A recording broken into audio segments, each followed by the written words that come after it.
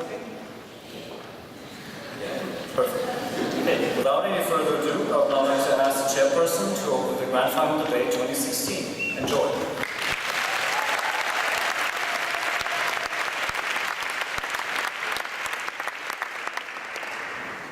We are incredibly happy to be debating the motion here today. This House believes that states should be allowed to pay other states to relocate and settle refugees. Can we please welcome in Team England with first speaker Rosa, second speaker Archie, third speaker Kenza.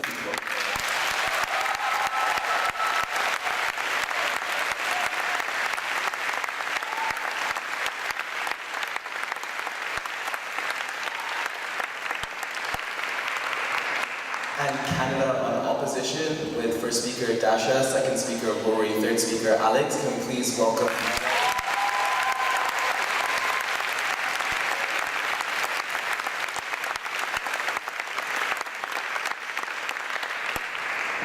and finally the adjudicators. Firstly, Paida Moyo Mangondo from South Africa.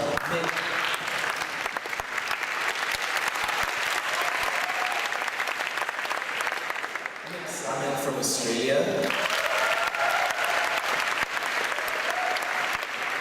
Nicholas Cross from New Zealand.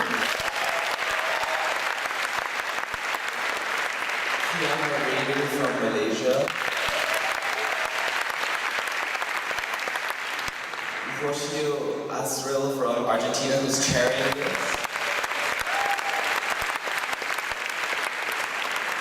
Branislav Feko from Slovakia.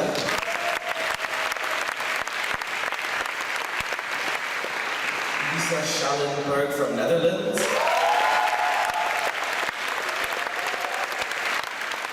Nilesh Ahmed from Pakistan.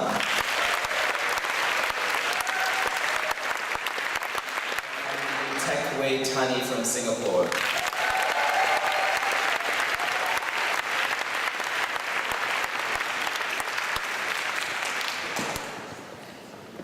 Without any further ado, I'd now like to welcome the first speaker of the proposition, Rosa, to open the debate.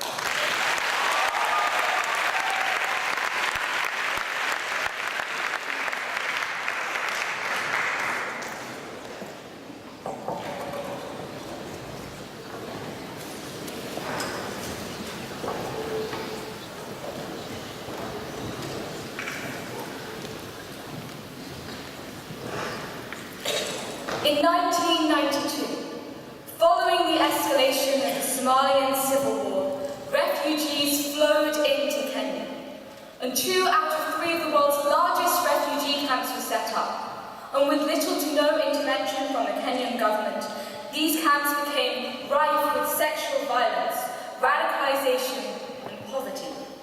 And 25 years later, these camps remain. Kenya agitates to send these people back across the border, and more than 500,000 refugees languish without hope. In our world on side proposition, the UN, seeing the deterioration of the situation in Somalia, would have set up a UN session, with the global north offering cash, whilst the global south tender for these refugees. Nations like Uganda, nations like Cameroon, nations like Tunisia, nations like Burundi. In our world, those 500,000 people could have been saved. What are we going to prove to the proposition? It's very simple. Our model is going to prove that we can resettle more refugees faster and with a better quality of life. But firstly, what do we stand for on proposition? It's worth noting that there are a variety of examples already of states transferring money in return for other nations taking refugees. Most recently, the EU paid Jordan $700 million to keep its borders open to refugees and to cover costs. Furthermore, the World Bank then provided an extra $1.9 billion loan as a profit incentive for Jordan. With that in mind, what is our policy? 4 things. Firstly, what we support is a policy such as the Managed Global Settlement Mechanism, which will be passed by the UN Security Council on the 19th of September of this year. What is this? This is a systematization of existing exchanges that already occur. What does this mean? A, such exchanges become a global norm. B, these exchanges will no longer be purely compensation but also profit, as in the Jordan example. And C, we can have preemptive exchanges as opposed to purely reactive exchanges that we see under the status quo. Secondly, exchanges will be brokered by the IOM and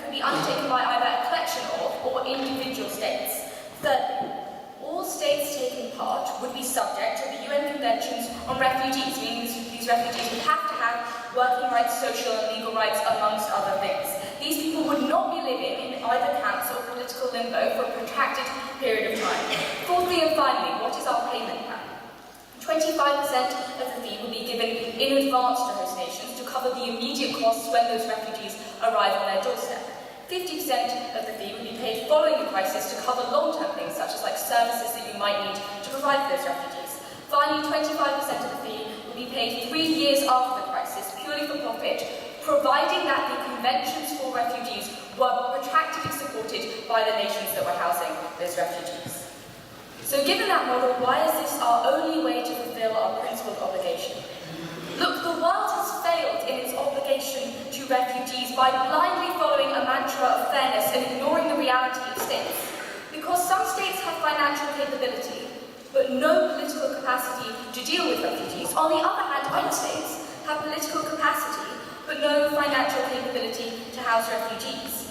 Every single one of these states has an obligation to refugees, some of the world's poorest and most vulnerable people. But on Team Proposition, we acknowledge whilst there is a common principle, there must be different mechanisms for fulfilling that principle. No, thank you. In acknowledgement that all states are different, and we see this with many obligations. For example, peacekeepers. Some nations provide money, some troops, some logistics. States choose to fulfill their obligations in a huge variety of ways in the world in which we live, and by acknowledging this difference, we can maximise efficiency and our ability to save refugees by correcting a market failure and fulfilling our principal obligation in the best possible way to protect these refugees. Before I come on to my second point. In the status quo, 80% of the individuals living in the 27 most developed nations want to take refugees. You remove that incentive, the point at which they are able to pay to never have to see the face of one. Okay, that's clearly not true, because there are hundreds of nations in the developed world who do not want to take refugees. Why do we know this? Because when the EU finally forced people into a quota, the quota was set so low that it was a drop in the ocean compared to the 15 million refugees in the world. The reality is that the developed nations they want to talk about already have very little incentive to let refugees into their nation. As I'm going to come on to, under our side of the house, we can much more significantly improve their lives through our mechanism. So let's look at why we increase the number of refugees settled. Firstly, why are some states likely to pay?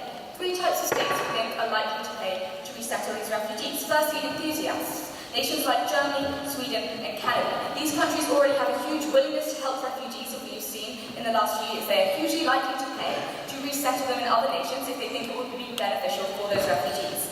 Secondly, skeptics like the US, France and the UK. Let's be clear, these nations are willing to pay in an abstract sense. The UK, our own country, pays 0.7% of GDP in foreign aid. It's the largest contributor per capita to the Syrian refugee crisis. But we are not willing to take refugees because despite our desire to help, an entire referenda in our country was lost due to fear of immigrants, due to fear of refugees, because there is an emotional, visceral reaction to the idea of having people in your country that is not tied to financial aid. There are social and cultural concerns that are not tied to giving financial aid. No, thank you. The rhetoric of the right plays on this, because Farage in the UK, Le Pen in France do not argue that these refugees deserve to die. They argue that they are inappropriate for those nations. They argue that they could be helped better through different mechanisms that do not clarify having them in those nations. By endorsing such a system on our side of the house, we allow nations to actively fulfill obligations, but without any of the barriers, no thank you, that accrue when you force people into taking refugees in the physical sense. We allow skeptical nations that otherwise help almost not at all in the status quo to help under our side of the house. Finally, scaremongering nations. We think that often there are nations that are obliged by other institutions to take refugees, but they always choose to pay as opposed to taking refugees. We point you to Hungary, that is obliged by the EU to take refugees, but they instead say that they would rather pay £250,000 per head to avoid taking a single refugee. Under our side of the house, this money is put to good use to resettle those refugees, as opposed to wasted in the bureaucracy of the EU. No, thank you. But secondly, why states are likely to take refugees, the kind of states that are going to be the hosts. Firstly, states bordering conflicts, and secondly, regional players in the global south. We think they're clearly going to take them, given that these nations will usually be incentivized by profit, given the fact that often they are some of the poorest nations in our world. So given that, the Here's why we resettle more refugees, because firstly, we increase capacity. Look, when you talk about capacity in terms of nations, it's not about physical space, it's about the capacity of housing, the capacity of services. When you give nations money, you literally create more capacity for those refugees. Furthermore, instead of in quota systems where you have an incentive only to meet the bare minimum, when every single time you take a refugee, you accrue profit, you have an incentive to take as many refugees as is feasible for your nation. Furthermore, we have an efficient use of resources. It is more expensive to house refugees in Canada than it is to house refugees in Jordan. Justin Trudeau tells us in his government that $1 billion is needed to house 25,000 refugees in his nation. We would rather house 10 times that number of refugees in nations closer to their own homes, nations that, as my partner would say, these people would rather be in the first place. Under our side of the house, we are able to incentivize nations who otherwise do nothing to help. Under our side of the house, we are able to have a concrete solution to one of the biggest crises in our history. Under our side, we protect the 500,000. Vote proposition.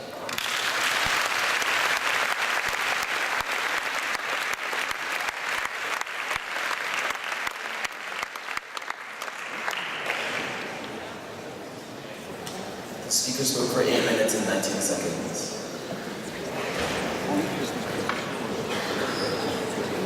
I thank Rosa for her speech. Now call upon the first speaker of the opposition, Dasha, to open today's case.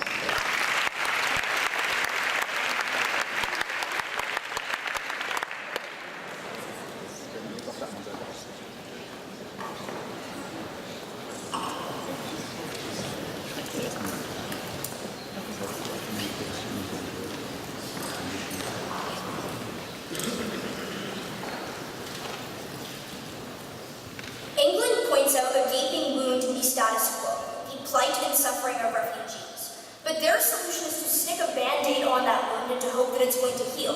Because their solution is to alleviate the suffering of individuals by pushing a huge population of people into the most vulnerable states and the ones that are most desperate for cash. Meanwhile, the developed nations that actually created this wound can actually hide behind a veil of true ignorance and absolve themselves of any moral responsibility. What is the stance of opposition? First, we oppose deals created between countries to resettle and relocate refugees, so we regret the EU's deal, for example, with Turkey to take in refugees from Greece and Italy. Second, we support existing efforts by the UNHCR to monitor and improve conditions in refugee camps. And thirdly, we support the existing norm towards accepting refugees without payment.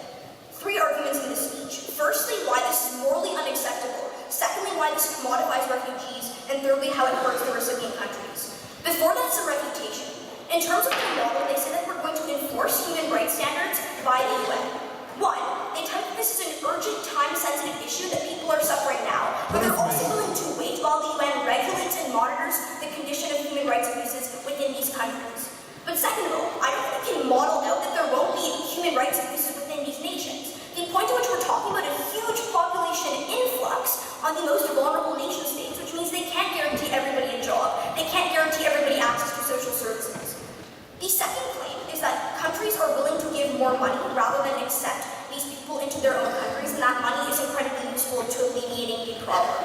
First, we contest that you're actually going to have a larger pool of donations. Rory brings this up in the POI, I'll talk about it in my constructive, but it's far, far easier now for countries to not take in refugees and to just say we're going to ship money off overseas. Crucially, these are the countries that have the greatest capacity because they're the most developed to actually take in these individuals. But secondly, they assume that this is a long-term solution. What we would say is you destabilize developing world countries right now, and this impact is so important, panel. The reason for that is this is just one impact, but the point at which it's just one crisis, but the point at which you destabilize the entire region is the point at which it becomes harder for the entire region to lift up millions of people from poverty, a far greater magnitude of impact. The next claim is that you get less resentment and xenophobia towards refugees. This is a good thing. We would tell you that the trend is getting better already and that developed countries are pledging to take in more refugees. Even if there is xenophobia, which exists under both sides of the House, at least developed nations have legal protection to safeguard against that xenophobia.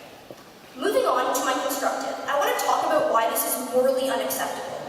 When you pass this motion, we envision that the wealthiest nations are going to pay the countries with an economic incentive to accept refugees. In other words, the transfer is going to occur between developed countries and developing nations. The first part of this argument is that developed nations have a special obligation to accept refugees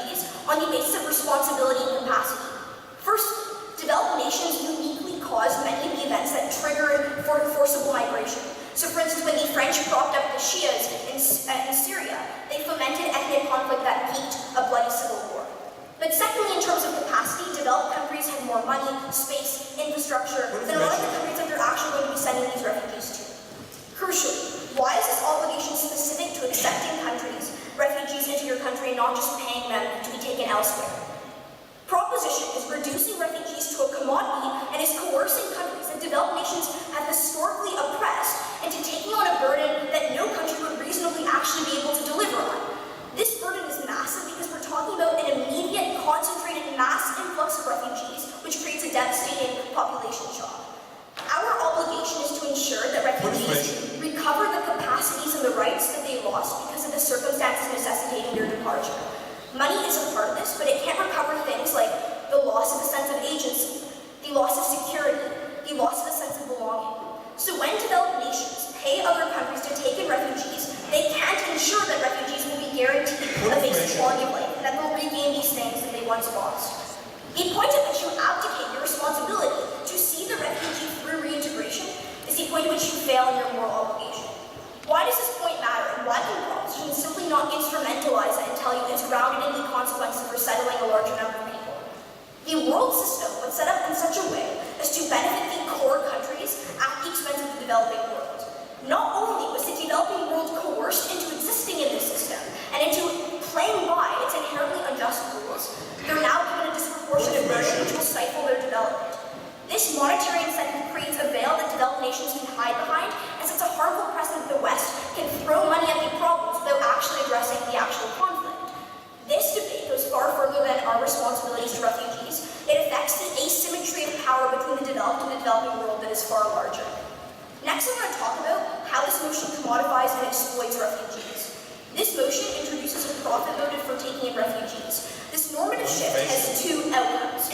Firstly, countries who voluntarily pledge in the status quo to take refugees will no longer accept them for free. We have empirical analysis for this, so when governments, for instance, pay people for blood donations, the amount of donations that are voluntary decrease substantially because people now see this transaction as being one that is monetary rather than altruistic. But the analysis behind this is that domestic populations will pressure their governments to receive payment in exchange for resettlement because otherwise, what is the political will to spend tax dollars without any profit?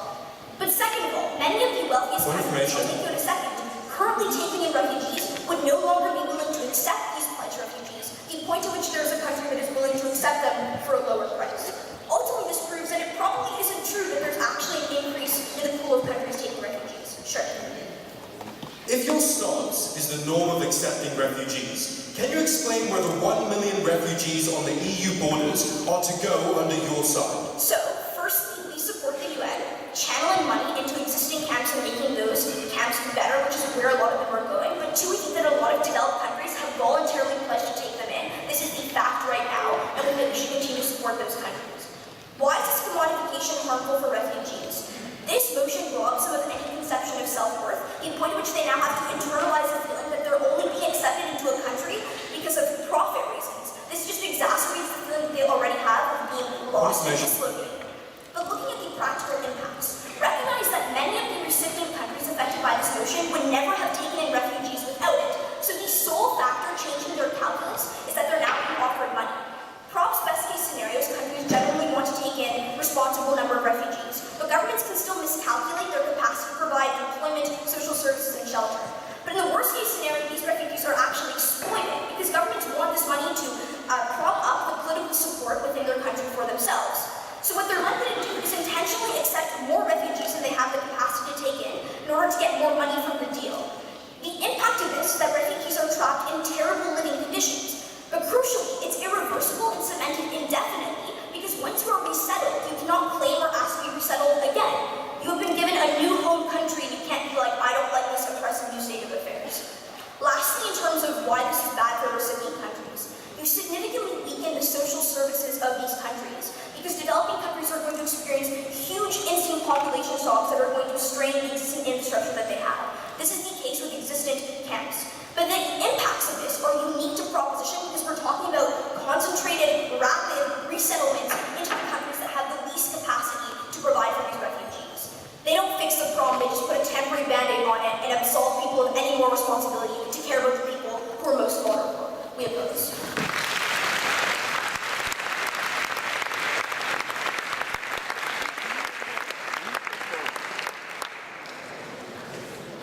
The speaker spoke for 8 minutes and 16 seconds.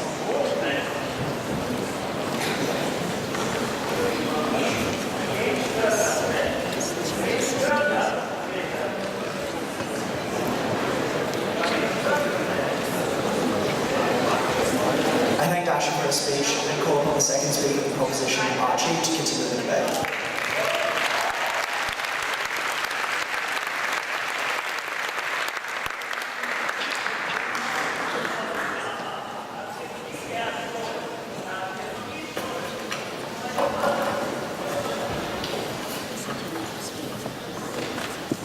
Can everyone hear me?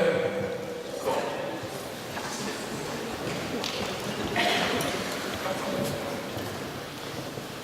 So we found it a little bit confusing on Team England when Canada stood up and started supporting this huge new revolutionary change to the status quo they claimed. But then, when the actual model they suggested essentially was only the status quo minus what we were doing, i.e. the only thing in the status quo that was actually working. So we pushed them, we asked them to hear why, what exactly changed. And we hear the UN channels money to countries which currently have refugee camps. Ladies and gentlemen, that's our model. In the very first speech of Team Canada's case, they've already conceded our case. They've already said, you know what we should do? We should have the global north play the global south, who are already holding refugees, in order to help them support them, improve their conditions in the camp, and support their situation. That's a huge concession right out of the bat from Team Canada. In my speech today, I'm going to talk about the quality of life these refugees have, why it's substantially improved when they're housed close to the regions where they come from, particularly in the global south. For that, I have quite a lot of more detailed rebuttal. So let's look at the rebuttal first. So first, this idea that refugees being in the global south is a very, very bad thing. My substantive engage with that.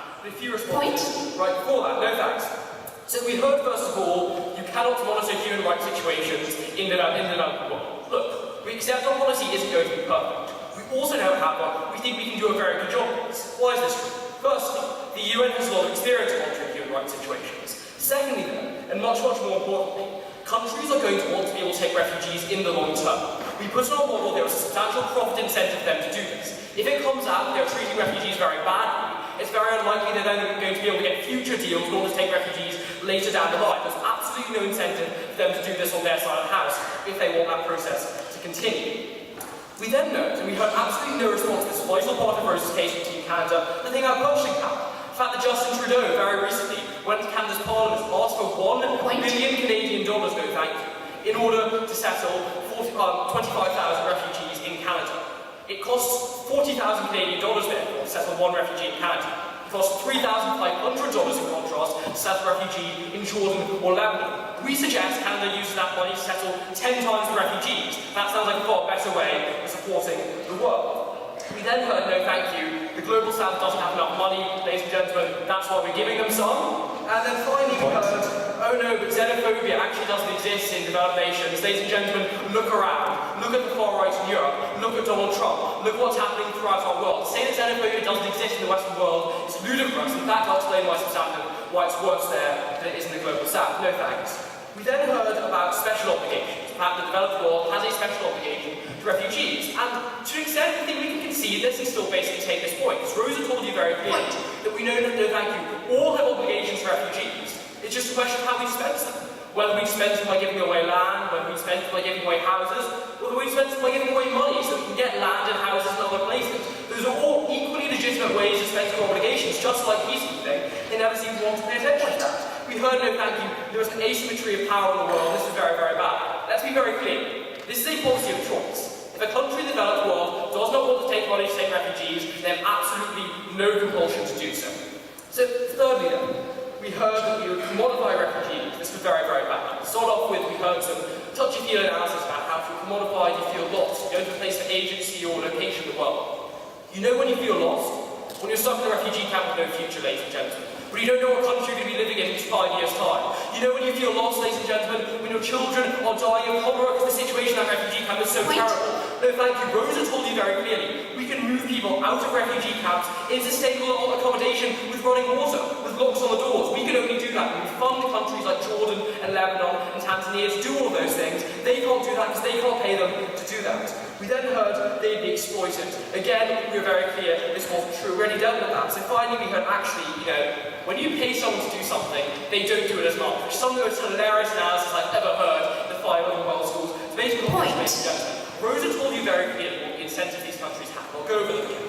First, these countries are overwhelmingly very, very poor.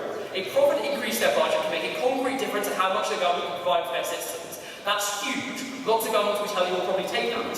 Secondly, though, no thank you. These countries often need cash right now towards vital infrastructure. They're often at the stage of they're building roads and bridges and so on, upgrading them for the first time. This is precisely the most important time in these countries to get that injection of cash. It's a really great reason why they're going to do that. Moving on then, let's chat a bit about quality and about standard material. Before that, I'll grab a quote from Canada. If your position is that you simply want to pay to make these camps better, can you please explain the part of your case that's about relocating or resettling? Okay, let's be clear. We supported a two-pronged case on our side of the house. In situations where refugees are already in countries, we support paying those countries to keep the borders open, improve the situations in those camps, and generally do things to make sure these refugees have a suitable situation there. Note the word in the motion was settled, by the way. Moving on, though, more generally, no thank you, we tell you the other half of our case is in situations where refugees are somewhere where the country does not want to have them, we can then move them. This is a two-pronged policy. We support doing this, both in the present and in the future. That was very, very clear right from the bat, right in Rosa's speech. Alright, so moving on then, let's talk about qualities. As well as getting people out of camps faster and doing so in greater numbers, we actually get to give them a better long-term solution too.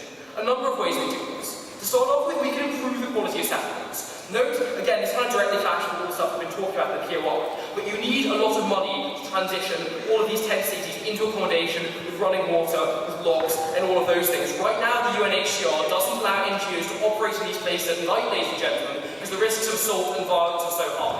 We think we can do a lot just with that money to move that forward. But more directly engaging their case then, let's talk about moving to more appropriate locations, because actually, generally areas which are closer to the initial conflict are the best places to house these refugees. States like Tanzania, states like Colombia, states like Malaysia are all really great places. Let's look at one. To start off with language and culture. In East Africa, Swahili is a lingua franca. Throughout the Arabic world, although people speak different dialects, almost everyone watches Egyptian TV, almost everyone speaks modern standard Arabic. If you want to get people in education, if you want to get people in jobs, the best way to do that, ladies and gentlemen, is to ensure they have that basic linguistic and cultural common ground with the people they're living around. Not places like Canada or the UK, where they don't speak English, they're a different religion, and the culture is completely different. Moreover, we tell you the labour economies often mirror these countries far, far more. I'm told Canada has a lot of snow. If you're from West Africa, you spend most of your life farming yams and farming maize, I imagine it would be very difficult to integrate yourself into the labour economy of Canada very easily, given it's like largely a service economy. Beyond just that, the diasporas in these regions are necessarily going to be bigger because they're closer to these main areas. That makes integration a lot easier. You already have a base of people who speak your language, who are part of your culture, who can help you go out and find a job and get integrated into society in the first place. And finally, in terms of racism, directly engaging on what they said, you simply stand out a lot less in places where you're not literally of a different race to the people surrounding you the same way you are if you're going literally to Europe. Ultimately, state racism is probably going to be less, but more importantly, potentially, individual racism is going to be less. We simply refuse to believe that on the streets of Hungary, you stand out less than you do on the streets of Tanzania if you're a refugee from Somalia or Kenya. But lastly, we tell you actually economies of scale work too. The comparative advantage when these states, in the long term, would do this with lots and lots of separate refugee crises going into the future. We tell you these states can actually become very good at this, make this a real source of revenue. Let's be very clear. This is the only policy right now that is currently working to help refugees. We're advancing it, systematizing it, and making it better. We're very happy to propose this motion.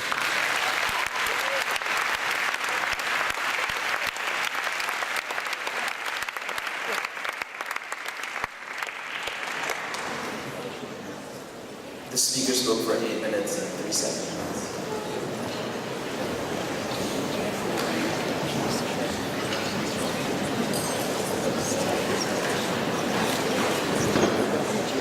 I thank Archie for his speech and call upon the second speaker of the opposition, Rory, to continue his case.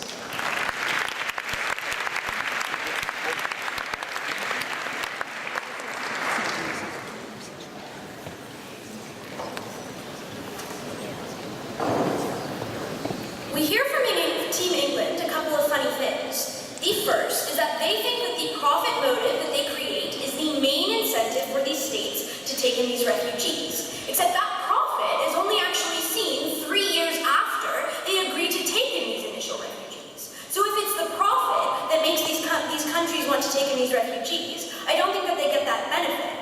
But furthermore, they fail to engage with the vast majority of my partner's content when she tells you that the incentives of these particular states isn't always to keep these refugee centers great. When the Kenyan refugee camps that they talk about shut down in order to make the incentive of the people bargaining with them to give them more money more quickly, I think that you actually make the incentives of those who want to help refugees much more perverse. Two things in this speech. First, refutation of everything we've heard down the prop bench. Secondly, a constructive argument about why we think we harm our long-term ability to deal with refugee crises, and why that's so much more important than any of the immediate harms we face right now. So let's look at what we heard. On that, first thing that we heard, no thanks, not now, is that we have this idea of some sort of obligation, that states have the ability, and furthermore, the obligation to deal with these refugees. Firstly, I want to point out that their principle is only a principle so much as it's hung on them proving their practical benefits, that these states are making these lives of these refugees better. I think that they actually get less resettling, the point at which they cut out the vast majority of countries from actually taking refugees in, the point at which they pacify their obligation by paying for another country to take those refugees. But secondly, I think that they're actually misconstruing the world that we live in, because while countries don't take in all of the refugees that are on the borders of the European Union, it's increasing. And I think that you actually decrease that norm of countries being willing to take refugees, the point to which you allow the most capable countries to pay away that burden. And secondly, I think that they actually fail to deal with largely the principled analysis that Dasha told you about. She told you that this debate is larger than our obligation to refugees. It's also about the obligation of large developed states that have profited off of a system that is fundamentally unequal. They never contested that these are going to be huge population shocks. In fact, their case only works to the point at which they are huge population shocks. Therefore, they need to defend increasing the difficulty to develop that developing nations currently face. But secondly, they told you there are a couple of groups of countries that are likely to pay.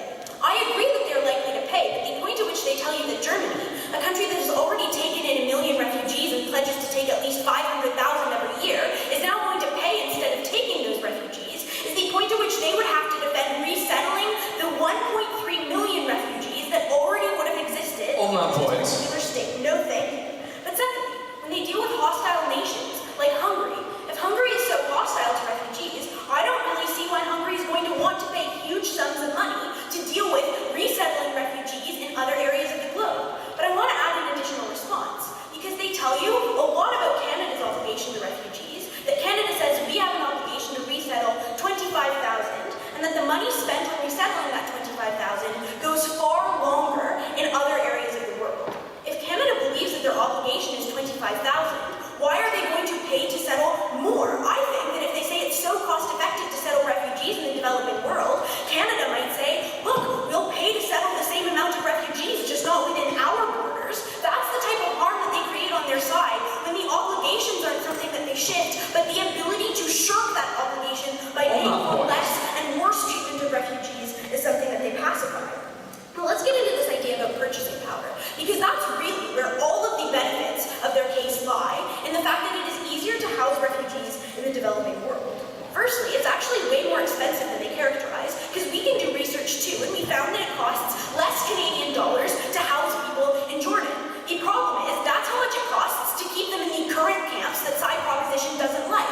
How much does it cost to build hundreds of hospitals? How much does it cost to build hundreds of schools? To build the networks that you need to support the millions and millions of people that they say are on the edges of these countries? I think that it actually costs a heck of a lot more than they tell you. But even if it doesn't, I still don't think that they're going to get that cash that they need for the large influxes of populations, the point at which Canada can pay to settle the same amount of refugees. Lastly, we heard very quickly in Archie's speech that these are the best places for these individuals to move to, given that there aren't any religious divides, there aren't any language divides, and there's no snow. Problematic, given that I think it's very simplistic to say that in the entire Middle East, there's no such thing as a religious divide, there's no such thing as xenophobia, and everybody gets along. That's simply not true. But furthermore, in terms of religious divides, the same thing applies, and in terms of language divides, that applies too. Turkish is a different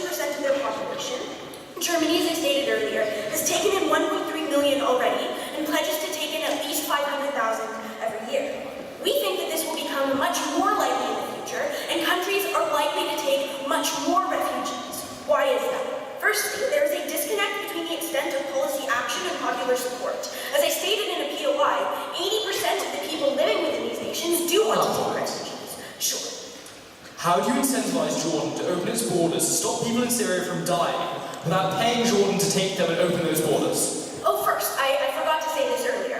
The first prong of their plan is actually something that we can do as well, to the extent that we don't move these refugees. We simply improve the countries that they already go to.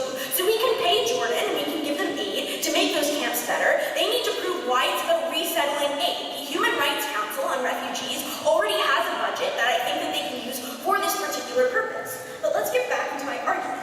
Because I think the problem in the status quo is that a certain vocal minority is able to dissuade politicians from taking in those refugees. So let me give you a bunch of reasons why that vocal minority is likely to become much less powerful in the immediate future. First, leaders are able to stand up to them all the time. Look to Merkel in Germany. Secondly, often leaders don't need them for electoral success, such that they are simply a minority. Thirdly, their views diminish over time, especially when refugees actually improve the situation of a country. So when they've raised the GDP of Lebanon by 1.3%. Fourth, though, I think once one stream is accepted, it's easier to facilitate further acceptance economically, weakening the main stance that exists against taking refugees. We think that this norm is undermined by their model, the point to which it reinforces attitudes that refugees are such a burden on your system that in order for anyone to ever want to accept them altruistically, they need to make up for the cost of having those people there. That means that people aren't incentivized to provide for their needs politically, like hospitals, like schools, but also there are vast social implications. We furthermore think that there's funding volatility on their side, the point to which it's easier to stop making payments to a country than it is to literally force people that you've already accepted out of the borders of your nation. But secondly, bargaining incentives, as I mentioned earlier, where states, in order to get the most favorable agreements, are likely to make the situations seem much more dire. Because I think that we create a situation that is much more beneficial for refugees in the long term, but also in the short term, since that's all they want to talk about. I'm proud to oppose.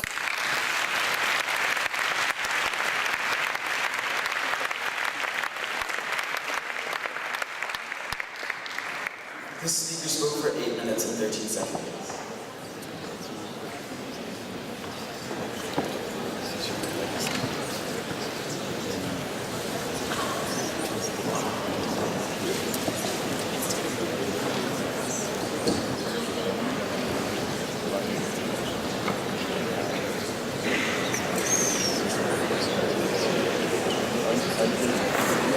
I thank Rory for his speech, and I'll call on the third speaker of the proposition, Ken Rowe.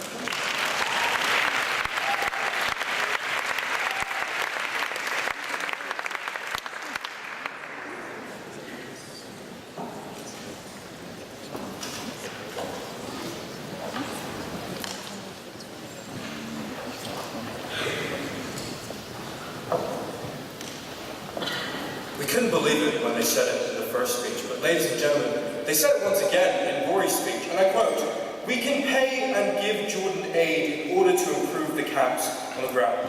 Why is this so problematic for side opposition to support in this debate? It's because, firstly, it undermines the analysis they give you about incentives not to let refugees into your own country. If presumably they support a situation in which states are able to fund the improvement of camps without allowing refugees into their country in the first instance. But secondly, and even more perversely, here's the current divide between the two teams in this debate. Side opposition stands for a situation in which you see horrific camps in the likes of Lebanon and Turkey, and then give them money, presumably, to improve these camps by relocating and settling refugees, i.e. paying these nations to relocate and settle refugees. Whereas on side opposition, we support a system of preemptively acting in order to create actual living standards for refugees that we see in conflicts around the world. We are the side that actually acts, and side opposition one that only wishes to react. 3 points of clash in this debate. Firstly, is this principally legitimate? Secondly, I'm going to look at the number of refugees and the speed with which they are accepted. And thirdly, let's look to quality of life. So the first of which, in terms of whether or not this is principally legitimate. The first claim of side opposition in this debate is you cannot treat these individuals as commodities because they need crucial agency. Archie responds to this in his speech when he says, the real point at which you don't have any agency is when you are trapped in a refugee camp on the border, one of the 1 million Syrians who are currently on the EU borders across the world. Crucially, when we gave him that response, no retort in Rory's speech. speech. But secondly, the underlying premise of the argument they give you is fundamentally that they value the idea that in the abstract terms, you are treated as a commodity over and above the likelihood of death and significant harm within these refugee camps. Think about it. If I was a refugee in this camp, the abstract term of, oh, I'm being treated as a commodity because they've given me housing and given me food, how outrageous of them. And crucially, it's just not the sort of logic that we think these individuals are likely to go through under your side. Their second claim, they say, you are reneging on your responsibility as a developed nation, given that you are often complicit or responsible for the creation of farms within these nations. And they point to asymmetry that occurs in the world. At no point does this point actually respond to the material that Rosa gives you in her speech about the plurality of the fulfillment of responsibilities. And she gives you the example of peacekeeping. Not every nation in the world offers troops. Some offer funds, some offer logistics. There are different roles to play in the global problems that we see. All that we say outside proposition is that we should take a similar stance with an idea like the refugee crisis, whereby different nations can take different stances. But the second failure of this point is it doesn't recognize the fact that what we're actually dealing with in this debate is a form of market failure. Because there are some states who are, whilst willing in theory to take in refugees, are constricted by the political landscapes within their countries. Countries such as those of the UK, who, despite their fear of immigrants, are willing to spend 0.7% of their GDP on foreign aid. We are actually able to correct that asymmetry and recognize there are some nations that can do the housing and some nations that can do the funding. That is crucial because it actually improves the quality of life and the numbers of refugees that we're able to settle. But no, finally, what was most crucial on side opposition is that they recognized the problem, but didn't see concrete ways in which they could actually increase the acceptance of refugees. We told you that the problem exists now and today, and these people are dying in camps. Side opposition allows them to languish until the political landscapes change sufficiently as to let the most vulnerable people in the world into these nations. We told you on side opposition. We were not willing to wait for this day. We chose to act now. No, thank you. Let's look second. Let's look at the number of refugees and the speed with which they are accepted. No, crucially, in side opposition's case, they argued both that these individuals wouldn't have the ability to take them in, but simultaneously the nations wouldn't have any incentive to do so because they lack a profit mechanism in order to incentivize them to do so. A number of responses, on the first of which they don't have the ability to take these individuals in. That was literally the status quo within these nations. They do not receive adequate funds with which to actually deal with the mass numbers of refugees they see. Under our side, we create a system where the moral obligation manifests itself in a way that obliges you to actually fund these nations and fund their relocation. I'll take you in a second. But it, secondly, refuses to engage the idea of purchasing power parity. They claim that all we're doing is throwing money at the problem. That is crucial because you are actually able to house significantly more refugees in nations where the cost of living is significantly lower than you are the likes of the UK or that of Canada. That crucially increases the number of refugees that we're able to save under our side. Before I continue, yes. Australia gave Cambodia $55 million for resettlement. 5 people were resettled. 2 decided to go back to their home countries to escape the terrible conditions. How do you ensure good quality of life for these people? Wait, sorry, how many millions of dollars and they only settled 5? That sounds just outrageous as a statistic under their side. But crucially, we don't have to support terrible means of actually reallocating these funds in order to house refugees. We give you plethora of examples under our side, where, for instance, in 1995, $35 million was spent by the UNHCR on resettling thousands of Mozambican refugees in nations like Malawi. That is something you're crucially unable to do under your side when they do not have the funds with which to actually engage in these mechanisms of resettlement. Their next step, they say, you will not do this, you are not getting the money in order to do so. This assumed a full status quo on the side opposition, because currently we're not seeing the acceptance of thousands of refugees, despite the fact that we have quotas which are supposed to compel European nations to do so. Instead, we see situations in both Hungary, the Czech Republic, Spain, all vocaling opposition against the impositions of quotas on the basis that they simply do not want these refugees to be within their nation. We create other means by which they can offset this responsibility. But finally here, their last claim in Rory's speech as well, they're unlikely to do so because they're unlikely to have this profit mechanism because they only get this money 3 years later. Crucially, that's how any profit mechanism works. I work for my job until I get paid at the end of the month.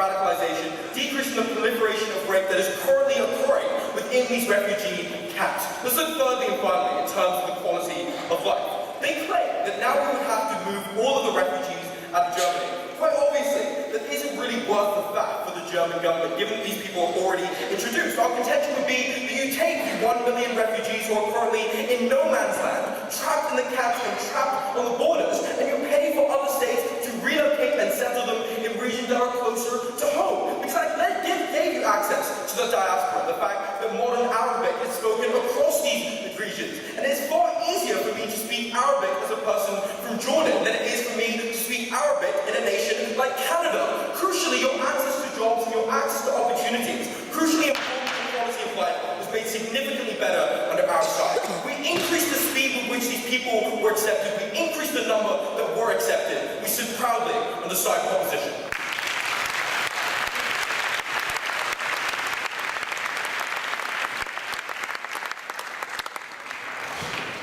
Speaker spoke for 8 minutes and 11 seconds.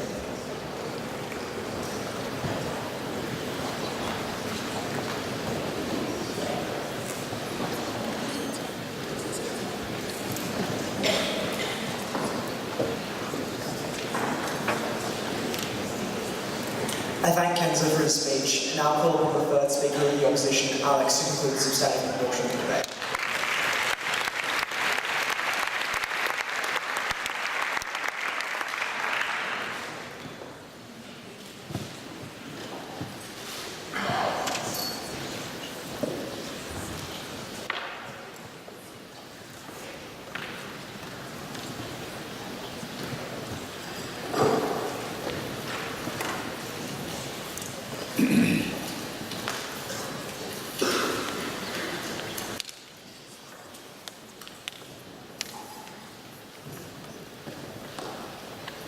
In a debate about the responsibilities that the richest countries have to the poorest people in the poorest areas of the world, Team England was far too flippant in responding to our principle.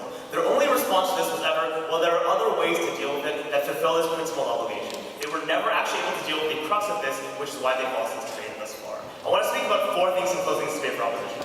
Firstly, their model issues and what actually plays out in the real world. Secondly, I want to look at how fair this policy is. Thirdly, the short-term impact on these countries that people go to. And lastly, the long-term implications for refugees and developing countries as a whole. Beginning with their model. Team England wanted too much of their model. The first claim he said is we can have it all because of UN oversight, we can have great conditions, and we can move a lot of people. The problem is resources, and you simply can't have both. Either they take more refugees at a rapid pace, which deals with the problem that they say. The problem is, as we've identified, is the infrastructure oftentimes doesn't exist in these areas already, meaning that it takes a long time to build it up. So to the extent that they want to take more people, they can't do it as nicely as they want to. To the extent that they want this to take a longer period of time, that just means the types of norms and not the status quo, but the increasing trend towards actually taking refugees on our side is more compelling for that.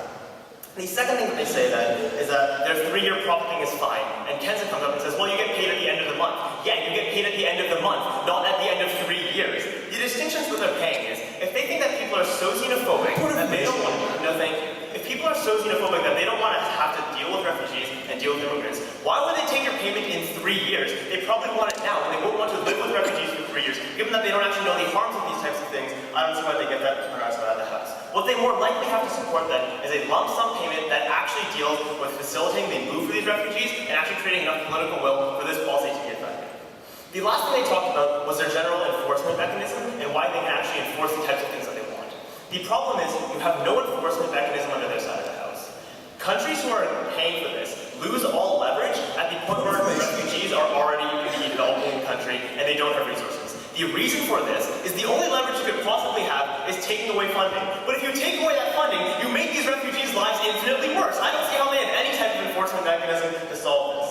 The only thing they said in response to this then is, well, you want future deals, you want to take in more refugees in the future. So this is basically the assumption that this is their great cash grab and they're going to make a lot of money from this, right? So to the extent that they're going to make a lot of money, I don't see why other countries would reasonably be involved in doing this. But the second thing we'd say to that is that these deals oftentimes take a long time. It takes a lot of infrastructure to build. I don't see why we're striking multiple. What information? The last thing that they wanted to talk about is they say that we contradict our own case when we say we're fine with people donating to refugee camps. We're not contradicting our own case. We're fine with donations to refugee camps. camps, so long as the principal obligation to actually take refugees still exists. But secondly, what they need to support isn't just giving to refugee camps. They need to move people out of those camps and forcibly, effectively, put them in developing countries. That's something they never agreed to. So that deals with the model and what actually happens. Yes. Which is preferable, leaving refugees in tent cities or waiting for the political will for the acceptance of refugees in Western states to change? Okay, what I'd say to that is we're in favor, this is our stance here, that we were very clear about. We are in favor of improving those conditions within those refugee camps, and then having those people move to countries in developed worlds where they can have ultimately better lives, and in the short term, taking more people and trapping them into developing nations and overwhelming those developing nations to the extent that those people's lives are worse. That's our stance, we were very clear. Let's talk about fairness now for a moment. The first thing they make then is states have different capacities and you can just help in one way. So giving money is just like helping. They talk about agency, they talk about peacekeeping, for example. Giving money is categorically unlike taking refugees for two very specific reasons. And this is the comparative, because it's the countries who would have otherwise taken these refugees that are now paying to push them away. Two reasons why it's different. First, these aren't just poor people, and you can't just solve the issue with money. These are people whose rights have oftentimes been violated. These are people who need safety and security. The problem is, their side of the house, which places a ton of these people into very poor areas, doesn't give them the conditions that actually make their lives better, so you can't improve those people's lives. Secondly, however, is you're not morally responsible for actually improving those lives. Given that we've proved that they have an inability to follow through on their side of the house, you can't claim to be morally actually helping these people when you effectively just give money to another actor to deal with it. And I know that these guys sound really great with their English accents, and that it's difficult to conceptualize when you have it in states. But let's talk about individual people for a second. Their policy is if somebody comes to me and asks for help, I just pay somebody else and say, deal with their problem. That is principally not supporting them in the way that you have to. But secondly, and more importantly, what they never responded to is they can't just say and instrumentalize it in a way that says, we get better situations for refugees, so therefore we fulfilled our principal duty.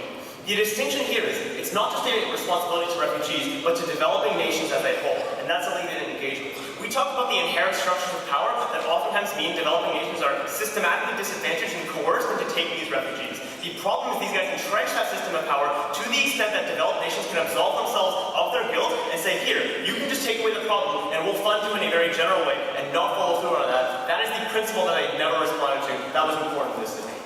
But if they wanted to only debate on practice, we're fine with debating with them as well. No thank you. Let's talk about their short-term impacts. The first thing they claim is we can take more refugees, and they conceded that it's the poorest nations that will be taking them. They say it's a money issue. When we give them more money, then they're better. This overlooks two key things. Money doesn't solve the problem. The problem when you have such a massive number of people is space. The problem when you have such a massive number of people is the political will and the anger that you have in these areas that simply giving people money 3 years later down the line doesn't actually account for. Money doesn't solve the problem. You need to move them into other areas. Secondly, however, this is worse for the poorest areas. These are the areas that are most likely to be coerced into taking the money for the short-term benefit. Look, we're not saying these states are malicious, but we're saying that they're short-sighted and that they're unable to make good decisions. So states, like we gave you the analysis, are oftentimes overwilling to estimate the amount of political will they have and overwilling to decide how many resources they have, when in reality they don't have those resources. That's why that doesn't work. Point of information. Sure. Do you think that a sufficient number of refugees have currently been accepted into Western states? And if not, how would you change that? We think that at the moment there are large moves from countries that you guys identified, like Canada, like Germany, to do so. There's a trend towards this, given the increasing understanding that the global poor and the Syrian refugee crisis is an issue. We say that the wrong thing to do would be to lock them into the poorest areas of the world, and for these people to not see these issues, and therefore leave them hanging there. That's our response. The second thing they claim then is we can resettle more people, because $40,000 is a lot more than $3,500. So firstly, this numerical distinction actually comes from the fact that in terms of foreign exchange costs and dollar values is actually how that difference comes. But yeah, it's probably cheaper because the conditions that they live in are way worse. They get 8 times worse conditions under their side of the house. That's terrible. The second thing they wanted to talk about then was refugees facing racism in these worlds, in areas post-war. We already gave you very good reason to believe that if you're a Shia Muslim in that particular area, just being geographically close doesn't actually solve those types of problems. But what we said then is that it's better for you to live in developed countries where you have actual legal protections for the types of xenophobia that exist regardless. What was important then was the long-term impacts of this case that they were unwilling to engage with sufficiently. This is irreversible because we lock people into those conditions. We talked about destabilizing regions, and why when you lock the global poor and those who are refugees in the poorest areas, these countries can't develop. This debate is more than just about solving the Syrian refugee crisis. It's about having an equitable situation in the world in which developing countries can develop, and they don't get that under their side of the house to the extent that they want to shut these people out. We talked about how this completely stops the norms and trends towards taking refugees right now in the developed world that do exist, and we say are stronger. At the end of the day, so far as we can improve the situation for while refugees are in that waiting period, we say it's worse to move all of them into those areas we're proud to oppose.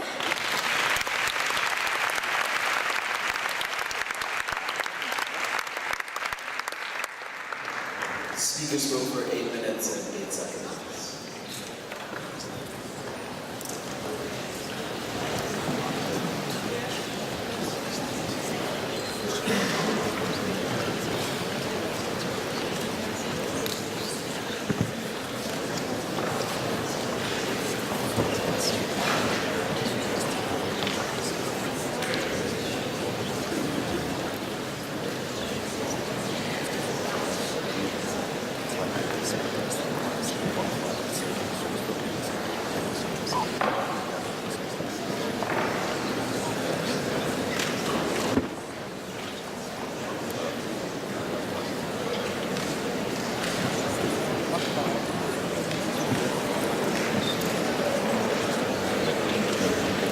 I thank Alex for his speech and call upon Rory to deliver the opposition's reply.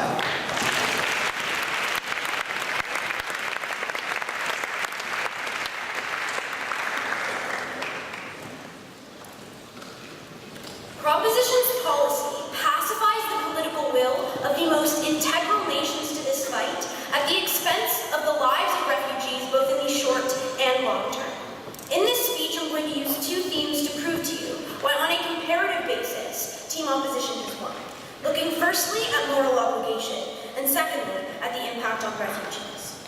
So let's look at moral obligation. We heard from team proposition that due to the capacity of developed nations, they have a moral obligation to help these individuals. But there are multiple ways to fulfill a moral obligation that you hold.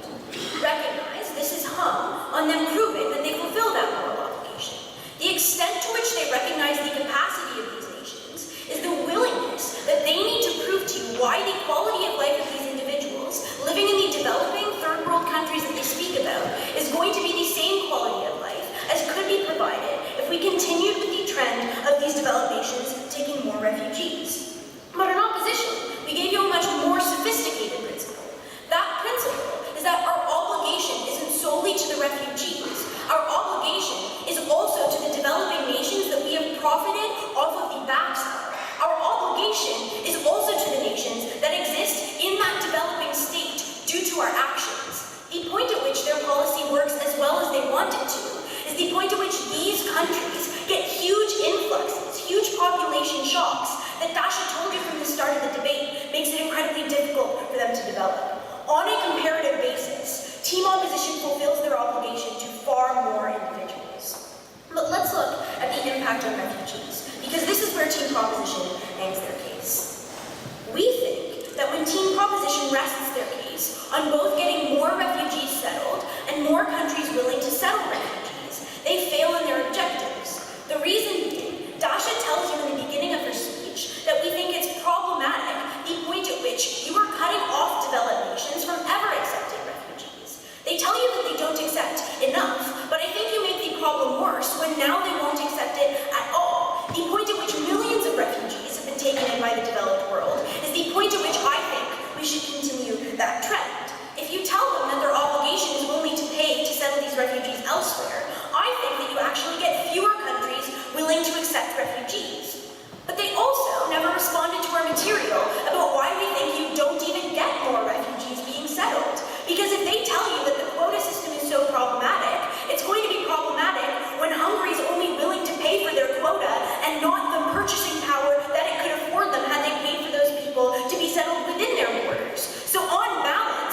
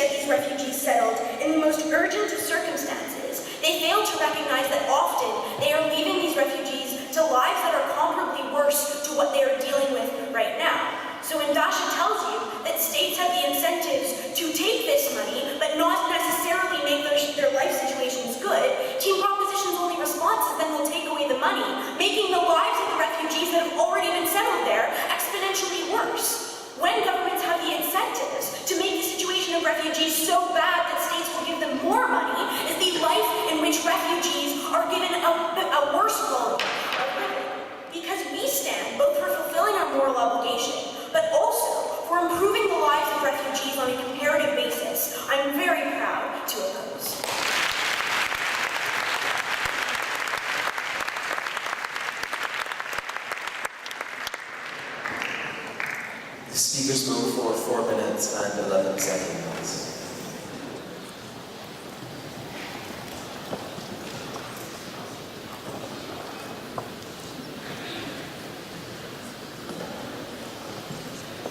I thank Rory for her speech and call upon Archie to deliver the proposition.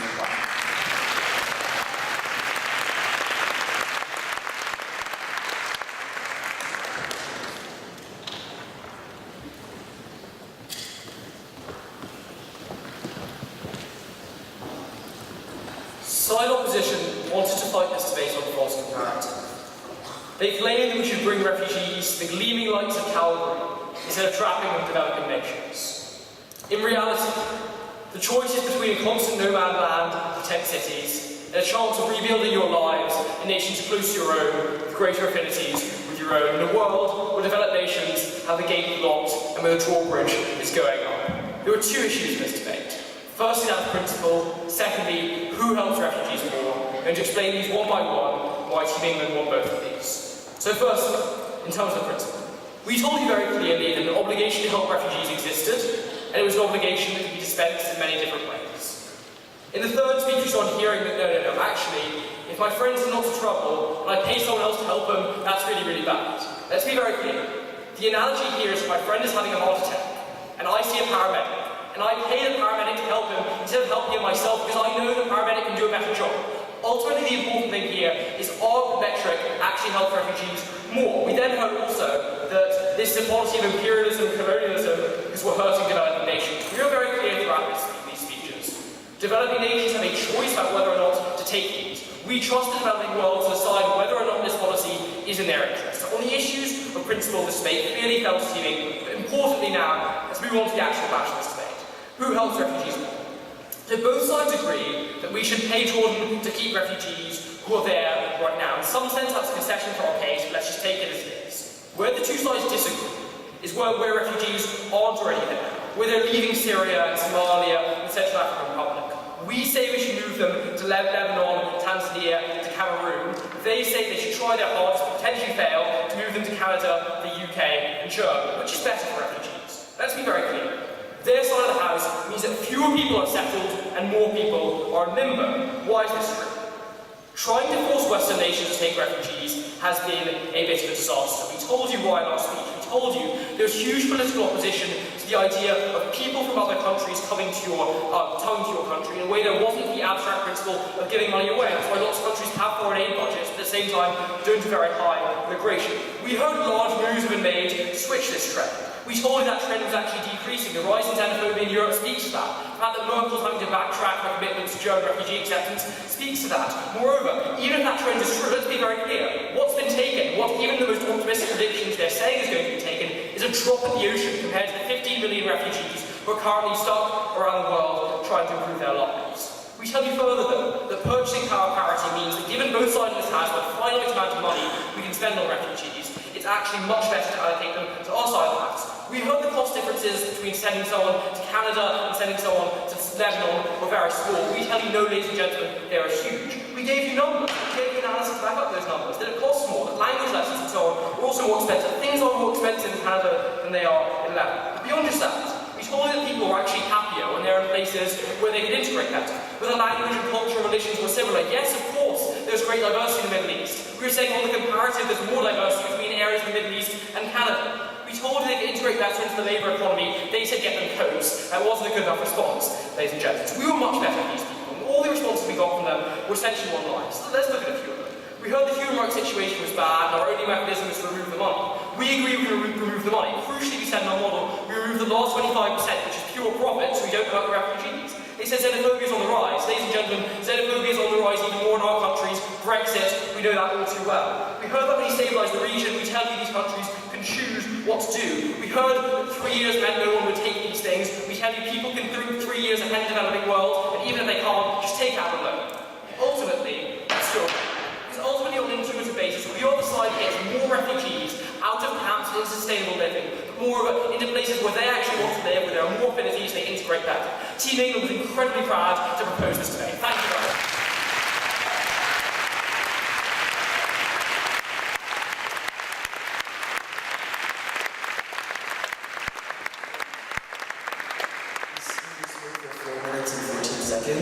that concludes the end of the debate and the end of the finals for the World School Debating Championships 2016. Could both teams please cross over and shake hands?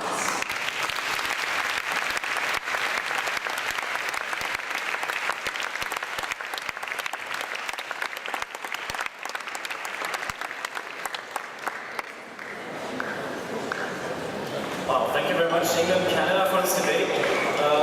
Little information on procedure. There's now going to be a 10-minute intermission during which water is going to be served in this room so you can have some refreshment. And the adjudicators may now follow